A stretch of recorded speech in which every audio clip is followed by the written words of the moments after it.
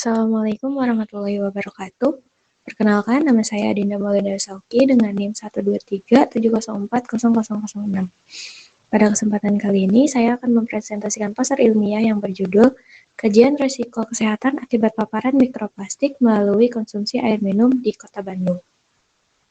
Mikroplastik merupakan partikel plastik berukuran kurang dari 5 mm yang saat ini telah terdeteksi di hampir seluruh sumber air minum global. Tingginya produksi sampah plastik serta sistem pengolahan limbah yang belum optimal menyebabkan Indonesia, termasuk Kota Bandung, menghadapi potensi pencemaran mikroplastik yang cukup serius. Menurut laporan Ekoton tahun 2024, Indonesia saat ini berada dalam kondisi darurat mikroplastik dan masih membutuhkan penetapan baku mutu nasional untuk mikroplastik. Beberapa fakta penting ditunjukkan bahwa manusia diperkirakan dapat mengkonsumsi sekitar 35 hingga 52 ribu partikel mikroplastik per tahun, dengan konsentrasi rata-rata mikroplastik pada air keran global sekitar 5,5 partikel per liter, serta sekitar 93% air minum dalam kemasan telah terkontaminasi mikroplastik. Berdasarkan kondisi tersebut, penelitian ini dilakukan untuk mengkaji potensi risiko kesehatan akibat paparan mikroplastik melalui konsumsi air minum. Penelitian ini menggunakan metode literatur, yaitu metode kajian risiko yang dilakukan berdasarkan data-data penelitian terdahulu yang dipublikasikan pada rentang tahun 2022 hingga 2025. Tahapan penelitian terdiri atas 4 langkah utama. Pertama, dilakukan identifikasi data literatur, yaitu pengumpulan data konsentrasi mikroplastik dari berbagai penelitian. Yang kedua, dilakukan perhitungan Estimate Daily Intake atau EDI untuk memperkirakan jumlah paparan mikroplastik harian melalui konsumsi air minum. Yang ketiga, dilakukan perhitungan hazard quant atau HQ menggunakan rumus HQ sama dengan EDI dibagi dengan reference dose atau RFD, di mana nilai HQ lebih atau sama dengan 1 menunjukkan adanya potensi risiko kesehatan.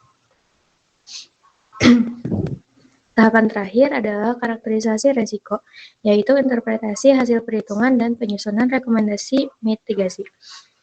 Perhitungan EDI menggunakan parameter konsentrasi mikroplastik, laju konsumsi, frekuensi paparan, durasi paparan, berat badan, serta waktu rata-rata paparan. Berdasarkan hasil kajian, konsentrasi mikroplastik ditemukan pada berbagai sumber air minum dengan variasi yang cukup besar. Pada air keran atau PDAM, konsentrasi rata-rata sekitar 4 partikel per liter. Pada air isi ulang atau galon ditemukan sekitar 10 partikel per liter. Sementara itu, air kemasan botol menunjukkan konsentrasi tertinggi, yaitu mencapai 240.000 partikel per liter, termasuk nanoplastik.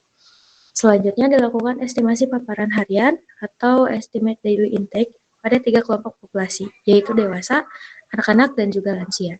Hasil menunjukkan bahwa kelompok anak-anak memiliki nilai paparan tertinggi berdasarkan berat badan, yaitu sekitar 0,38 hingga 0,70 mikrogram per kilogram berat badan per hari, dibandingkan kelompok dewasa dan juga lansia.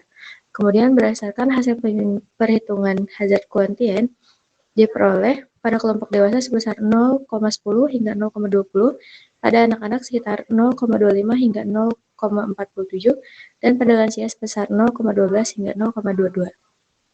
Karena seluruh nilai hazard quotient masih berada di bawah angka 1, maka risiko akut akibat paparan mikroplastik melalui air minum saat ini belum dikategorikan signifikan. Namun demikian, berbagai penelitian terbaru menunjukkan bahwa mikroplastik telah ditemukan pada berbagai organ dan sistem tubuh manusia. Pada sistem kardiovaskular, mikroplastik ditemukan pada plak aterosklerosis dan berpotensi mempercepat penyempitan pembuluh darah.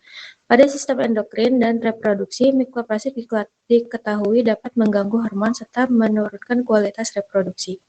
Pada sistem neurologis, penelitian menunjukkan bahwa pemaparan mikroplastik dapat meningkatkan risiko gangguan kognitif dan nanoplastik diketahui mampu menembus sawar darah otak. Selain itu, mikroplastik juga telah ditemukan pada berbagai organ vital seperti otak, plasenta, darah, air susu ibu, dan jaringan reproduksi manusia. Berdasarkan kajian yang telah dilakukan, dapat disimpulkan bahwa mikroplastik telah terdeteksi pada berbagai sumber air minum dengan konsentrasi tertinggi ditemukan pada air kemasan. Kemudian, anak-anak merupakan kelompok yang paling rentan terhadap paparan mikroplastik berdasarkan estimasi asupan harian. Kemudian, nilai hazard kuantien pada seluruh kelompok populasi masih berada di bawah angka 1, sehingga risiko belum akut menunjukkan tingkat yang mengkhawatirkan. Namun karena belum terdapat ambang batas mikroplastik yang disepakati secara internasional, serta adanya temuan mikroplastik pada berbagai organ manusia, maka risiko kronis jangka panjang masih memerlukan penelitian lebih lanjut. Berdasarkan hasil kajian ini, beberapa upaya yang dapat dilakukan antara lain menggunakan filter air seperti reverse osmosis untuk mengurangi mikroplastik, mengurangi konsumsi air kemasan plastik, mengurangi menggunakan plastik sekali pakai, meningkatkan kegiatan daur ulang, serta melakukan monitoring kualitas air minum secara rutin. Selain itu, diperlukan dukungan regulasi nasional terkait penetapan baku mutu mikroplastik dalam air minum. Demikianlah presentasi yang dapat saya sampaikan.